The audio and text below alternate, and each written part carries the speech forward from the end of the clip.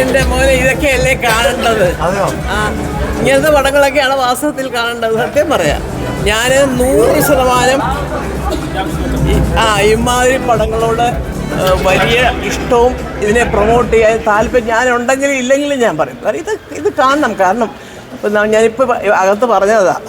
കാരണം നമ്മുടെ പഹൽഗാമിൽ മരിച്ചുപോയ വലിയ മനുഷ്യനുണ്ടല്ലോ, രാമേന്ദ്രൻ സാറിൻ്റെ മകള് ഫ്യൂണറിൽ നിന്ന് വന്നപ്പോൾ നമ്മൾ എന്തെല്ലാം കേട്ടു. ആര് കത്തിക്കും, ആര് പോകും, ഇങ്ങനെ. അതാണ് ഒരുപാട് സന്ദേശങ്ങളുണ്ട് ഈ പടത്തിനകത്ത്. ഒരു നാട്ടിലൊരു നാട്ടുപുറത്ത് ഒരു കാര്യം നടക്കുമ്പോൾ അഭിപ്രായം പറയാൻ 100 പേരാ. 10 പൈസ ചിലവില്ലാത്തൊരു കാര്യമാണല്ലേ അഭിപ്രായം പറച്ചിൽ ഉപദേശിക്കലും. പക്ഷെ അതിലൊന്നും കാര്യമില്ല. അവസാനം സഹികെട്ട് ഒരു മനുഷ്യൻ അയാളുടെ മനുഷ്യനായിട്ടുള്ള അവതാരമൊക്കെ വെളിയിലേക്ക് കൊണ്ടുവരിക, മറ്റുള്ളവരുടെ അടിമപ്പണിയെല്ലാം ഉപേക്ഷിച്ച്. ഇതൊക്കെ കുട്ടികളെ കാണിക്കണം. കാണിച്ചിട്ട് ഇങ്ങനെ വേണം കുഞ്ഞുങ്ങൾ വളരാൻ. പ്രതികരണ ശേഷിയുള്ള ഒരു സമൂഹമായിട്ട് നമ്മൾ അടുത്ത തലമുറയെ വാർത്തെടുക്കുക. നിങ്ങൾക്ക് എല്ലാം അതിനകത്ത് പങ്കുണ്ട്. ഇതുകൊണ്ട് ഇരുന്നാൽ പോരാ, പറയണം. അതുകൊണ്ടാണ് ഞാൻ പറഞ്ഞത്. തീർച്ചയായിട്ടും അതെ, നല്ല പടം.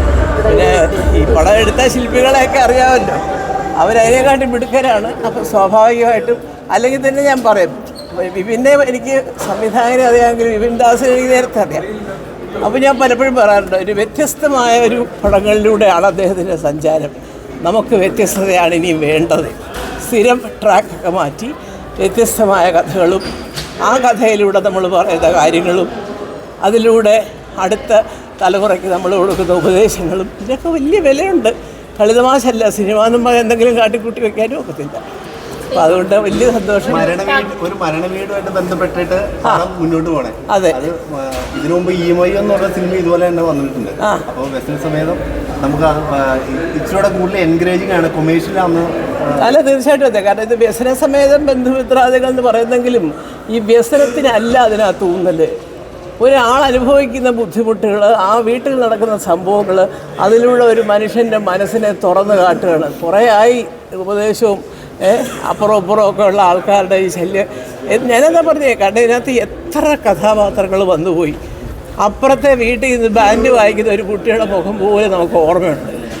അതാണ് ക്യാരക്ടറൈസേഷൻ എന്ന് പറയുന്നത്. അങ്ങനത്തെ ഒരു എത്ര സീനുണ്ടെന്നുള്ളതല്ല, അങ്ങനെ ഒരു 4 സീനേ ഉള്ളെങ്കിലും ആ ക്യാരക്ടർ നമ്മൾ പടം കണ്ടിറങ്ങുമ്പോൾ നമ്മുടെ മനസ്സിലുണ്ടെന്ന് പറഞ്ഞാൽ ഇറ്റ്സ് എ ഗ്രേറ്റ് അച്ചീവ്മെൻറ്റ്. തീർച്ചയായിട്ടും എല്ലാവരും അസലായിട്ട് അഭിനയിച്ചിരിക്കുന്നത്. 18 കൊല്ലം മുമ്പ് ഇറങ്ങിയ ചോട്ടാ മുംബൈ ഇപ്പം തകർത്തോടുകയാണ്. അതിനുശേഷം ഇറങ്ങിയ ഈ പടം ഇപ്പം നല്ല അഭിപ്രായം നേടുന്നത് വലിയൊരു നേട്ടമല്ലേ? അത് തീർച്ചയായിട്ടും. 18 വർഷം മുമ്പ് എടുത്ത ചോട്ടാ മുംബൈ മാത്രമല്ലല്ലോ, എത്രയോ പടങ്ങൾ ഓടിയിട്ടുണ്ട്. തനിയാവർത്തനം ഓടിയിട്ടില്ലേ, ചെമ്മീൻ മുതൽ ഓടുന്നില്ലേ. അതെ, മോക്ക് വയസ്സ് അത്ര ആയോണ്ടാ മോള് ചോട്ടാ മുംബൈ ഞാൻ അഭിനയിച്ചത്. ഞാൻ തീർച്ചയായിട്ടും അതെ. അല്ല, തീർച്ചയായിട്ടും എനിക്കുള്ള ഒരു സന്തോഷം എന്ന് പറഞ്ഞാൽ ഇപ്പോഴും എൻ്റെ മക്കളടക്കമുള്ള തലമുറയുടെ കൂടെ എനിക്ക് അഭിനയിക്കാൻ സാധിക്കുന്നു എന്നുള്ളത് ഒരു ദൈവം തന്ന വരദാനമായിട്ട് ഞാൻ കാണുകയാണ്. കോമഡി പടം ഭയങ്കരമായിട്ട് മലയാളികൾക്ക് മിസ് ചെയ്യുമെന്ന് തോന്നുന്നുണ്ടോ? അതിൽ നിന്നൊരു റിക്കവർ കൊടുക്കാൻ വ്യസന സമയത്ത് എന്ന സിനിമയ്ക്ക് സാധിക്കുന്നുണ്ടോ? അല്ല, തീർച്ചയായിട്ടും. അത് വെറുതെ ചിരിച്ചു തള്ളേണ്ട കോമഡിയല്ല. ആ ചിരിയിലൂടെ, കാര്യങ്ങളിലൂടെ ഒരു വലിയ സന്ദേശം കുട്ടികൾക്ക് മനസ്സിലാവുന്നുണ്ട്. അല്ലാതെ വെറുതെ കടകടകടാന്ന് നമുക്ക് ചിലപ്പോൾ ചില പടം കണ്ടിട്ട് എളുപ്പമാണ് ഇത് പറയുന്നത്, എളുപ്പത്തിലൊരു വാചകത്തിലൊക്കെ പറയും. അത് വേറെ, ഇതല്ല കേട്ടോ. ഇതിനകത്ത് ചിരിക്കാനുണ്ട്, ചിന്തിക്കാനുണ്ട്, ഒരുപാട് കാര്യങ്ങളുണ്ട്. ഞാൻ പറഞ്ഞത് ഈ സിനിമ എന്നൊക്കെ പറയുന്നത് ഇങ്ങനത്തെ ഒരു ക്രാഫ്റ്റ് ആയിരിക്കണം. ഞാനതുകൊണ്ടാണ് പറഞ്ഞത്, അടുത്ത തലമുറയെ കൊണ്ടുപോയി നമ്മളൊരു പടം കാണിക്കുമ്പം അതിനകത്ത് ആ കുട്ടികൾക്ക് പലതും മനസ്സിലാവണം. അയാളെ ഇട്ടുപെടുത്തിയ പാട് എന്ന് ആർക്കെങ്കിലും തോന്നുന്നെങ്കിൽ അത് ആ ക്യാരക്ടറിൻ്റെ വിജയമാണ് അല്ലേ. അവസാനം ഈ പറഞ്ഞിട്ട് അത് നല്ലൊരു പടം. എല്ലാ ക്രെഡിറ്റും വിപിൻ ദാസ് കേട്ടോണ്ടിരിക്കുകയാണ്. അതുപോലെ പഴയ സിനിമകളിലെ സംഭാഷണങ്ങളും ഇപ്പോഴത്തെ സിനിമകളിലെ സംഭാഷണങ്ങളും തമ്മിൽ മാഡം രണ്ടിലും എക്സ്പീരിയൻസ് ചെയ്തുകൊണ്ട് വ്യത്യാസമുണ്ട്. കാരണം ഇരകൾ എന്ന സിനിമകളിൽ ഒരു സീൻ കണ്ടോണ്ടിരിക്കുമ്പോൾ തന്നെ സുഖേട്ടൻ്റെ ഒക്കെ സീൻ അത്രയും നമുക്ക് ബ്യൂട്ടിഫുൾ. അല്ല, ശരിയാണ്. അത് പഴയ സിനിമകളിൽ ഡയലോഗ് എന്ന് പറയുന്നത് ഇങ്ങനെ ഹീറോ ഇന്ന സ്റ്റൈലിൽ സംസാരിക്കണം, ഹീറോയിൻ ഇന്ന സ്റ്റൈൽ. അതാണ് ഞാൻ പറയുന്നത് ഈ സിനിമയുടെ വ്യത്യാസം. അതാണ് ഇവിടെ ഹീറോയിനും അപ്പൂപ്പനും അമ്മൂമ്മയും ഒന്നും അല്ല പ്രശ്നം, ഇവിടെ കഥാപാത്രമാണ് പ്രശ്നം. അങ്ങനത്തെ സിനിമകൾ ഇപ്പോൾ വളരെ കുറവാണ്. ഒരു ശ്രീനിയേട്ടൻ പിന്നെ ശ്യാം പുഷ്കറിന് ശേഷം അങ്ങനെ അത്രയും പവർഫുള്ളായിട്ട് റൈറ്റേഴ്സ് വളരെ കുറവാണ്. അതെന്താണെന്നറിയാമോ, പണ്ടൊക്കെ എന്ന് പറഞ്ഞാൽ നല്ല നോവലുകളിനെ ബേസ് ചെയ്തിട്ടാണ് കഥകൾ വരുന്നതൊക്കെ, അല്ലെങ്കിൽ അതുപോലെ തന്നെ നല്ല ചെറുകഥകൾ ഉണ്ടാക്കി അതിനെ ഡെവലപ്പ് ചെയ്ത് സ്ക്രീൻ പ്ലേ ഉണ്ടാക്കി.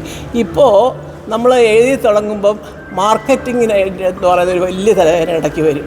ഇന്ന ഹീറോ ഇങ്ങനെ 3 ഫൈറ്റ് വേണം, ഇന്ന ആളിങ്ങനെ ചെയ്യണം. അതൊന്നുമില്ലാതെ ചെയ്ത പടങ്ങൾ ഇതുപോലെ ഉണ്ട്. അതാണ് ഞാൻ പറഞ്ഞത്. അപ്പം ഞാൻ പറഞ്ഞത് ഇനിയുള്ള കാലമെങ്കിലും ഈ സിനിമ എന്ന് പറയുന്ന ഒരു മാധ്യമം എന്ന് പറയുന്നത് ജനത്തിന് എന്തെങ്കിലും നല്ല കാര്യങ്ങൾ കൺവേ ചെയ്യുന്നതാണെങ്കിൽ ഏറ്റവും നല്ലത്. ഇനിയിപ്പോൾ അങ്ങനെ അല്ലെങ്കിൽ എന്താണെന്നറിയോ, അങ്ങനെ സിനിമ എടുത്തില്ലെങ്കിൽ സിനിമ വീട്ടിലേക്ക് പോകും. അത് ഉണ്ടാവാതെ നോക്കണം. സിനിമയിൽ പ്രഷർ വാഷ് ഇട്ട് അടിച്ച ആളുണ്ടല്ലോ, ആളിന് മനസ്സിലായോ? ഇവിടെ പ്രഷർ വാഷ് ഇട്ട് അടിച്ച ആള് അവസാനം കാശി പോയതാ. അത്രയും ഡീപ്പാണ് ക്യാരക്ടേഴ്സ്.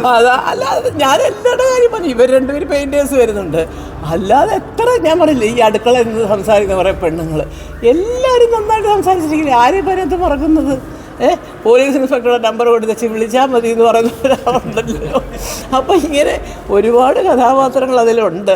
അതാണ് ഞാൻ പറഞ്ഞത്, ക്യാരക്ടർ വൈസ് ആ ക്യാരക്ടറൈസേഷൻ എന്നൊക്കെ പറയുന്നത് ഒരു സിനിമയെ സംബന്ധിച്ച് വലിയ ഘടകങ്ങളാണ്.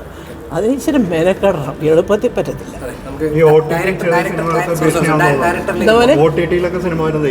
സിനിമകൾ കാണാൻ ഫാമിലി ആയിട്ട് വരുന്നത് ഏത് സിനിമകൾ വരുന്നത് OTT വരുന്നത് 10 എണ്ണം വരുമ്പോൾ നമ്മളൊക്കെ 1 2 ഒക്കെ കാണത്തുള്ളൂ. എല്ലാവരും കൊള്ളാമെന്ന് പറഞ്ഞത് ആ കാണുന്നത്. സത്യം പറയുക, എല്ലാവരും നല്ലതാണെന്ന് പറഞ്ഞ സിനിമയൊക്കെ കാണും. അല്ലാതെ ഇപ്പം ഏതൊക്കെയോ പടങ്ങൾ പലപ്പോഴും ഞാൻ തിരുവനന്തപുരത്ത് നിന്ന് കാറിൽ ഇവിടെ വരുമ്പോൾ ഞാൻ എൻ്റെ ഡ്രൈവറിനോടൊക്കെ ചോദിക്കും, ഇതെന്തോ നാടകമാണോ സിനിമയാണോ, ഒരു 25 പേരുകൾ കാണാം. അപ്പോഴറിയുന്നത് OTTക്ക് വേണ്ടിയുള്ള പടമാണെന്ന്. അങ്ങനെയൊക്കെ പടം എടുത്തിട്ട് ആര് കാണാനാണ് മനുഷ്യന്? ഞാൻ പറയട്ടെ, ജീവിക്കണ്ടേ മോനെ, ഒരു മാസം ഒരു 2 പടം കാണാം, നല്ല പടമെന്ന് എല്ലാവരും പറയുന്നെങ്കിൽ. അല്ലാതെ ഈ OTT എന്നും പറഞ്ഞ് ഇറങ്ങിയതെല്ലാം കാണണമെങ്കിൽ ഒരു പണിയില്ലാതെ വീട്ടിൽ ഇരിക്കുന്നവർക്ക് പറ്റും. അതിപ്പോൾ ഞാൻ പണി ഇല്ലെങ്കിലും വേറെ എന്തെങ്കിലുമൊക്കെ പണികൾ ചെയ്യുന്ന കൂട്ടത്തില്ല. ഒരൊറ്റ ചോദ്യം, ജോമോൻ ക്യാരക്ടർ ശക്തി അത് വളരെ നേരം എൻകറേജ് ചെയ്തു, പ്രേക്ഷകർ നേടിയ ഒരു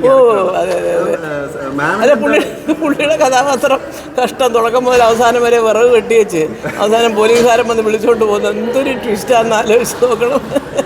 അല്ല അവരൊക്കെ അതാ ഞാൻ പറഞ്ഞത്, അവരൊക്കെ എന്തൊരു നല്ല ആർട്ടിസ്റ്റുകളാണ്. എല്ലാ ഓരോ ചെറിയ ചെറിയ ആക്ഷൻസ് പോലും അവരുടെ കയ്യിൽ നിന്ന് സ്പോണ്ടേനിയസ് ആയിട്ട് വരുന്ന പോലെയാണ് നമുക്ക് ഫീൽ ചെയ്യുന്നത്. അതൊക്കെ നല്ല കാര്യങ്ങളല്ലേ. സിനിമ വളരട്ടെ, സിനിമ ഇതുപോലുള്ള മിടുക്കന്മാരുടെ കയ്യിലൂടെ അടുത്ത തലമുറയിലേക്ക് പോട്ടെ. അതാ ഞാൻ പൃഥ്വിരാജ് കാണുമ്പോൾ വിപിൻദാസിനെ വിടവായിട്ട് 2 വിപിന്മാരെ അറിയാം. പടം കാണാതിരിക്കത്തില്ല. ഇന്നലെ എത്തിയതേ ഉള്ളൂ അദ്ദേഹം. അതുകൊണ്ട് ഈ നോബഡി ഷൂട്ടിംഗ് നടക്കുന്നത്.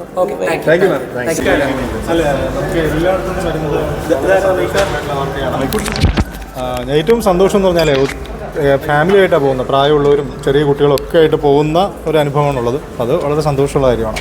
അത് ഇനിയും തുടരും എന്ന് തന്നെയാണ് വിചാരിക്കുന്നത്. ഈ കാണാത്ത ഭാഷയുടെ എന്താ പറയുക, ഇപ്പം മഴയൊക്കെയാണല്ലോ. അപ്പോൾ അതെ അല്ല, അവരൊക്കെ ഈ പടം അറിഞ്ഞു വരും. അവരുടെ സുഹൃത്തുക്കളോ ബന്ധുക്കളോ ഒക്കെ കാണുന്നുണ്ടായിരിക്കും. തീർച്ചയായിട്ടും അവർ ഈ പടം അറിഞ്ഞു വരും എന്ന് തന്നെയാണ് വിശ്വസിക്കുന്നത്. അപ്പം ഇനിയുള്ള ദിവസങ്ങളിൽ തീർച്ചയായിട്ടും ഹൗസ്ഫുള്ളാവും വീണ്ടും.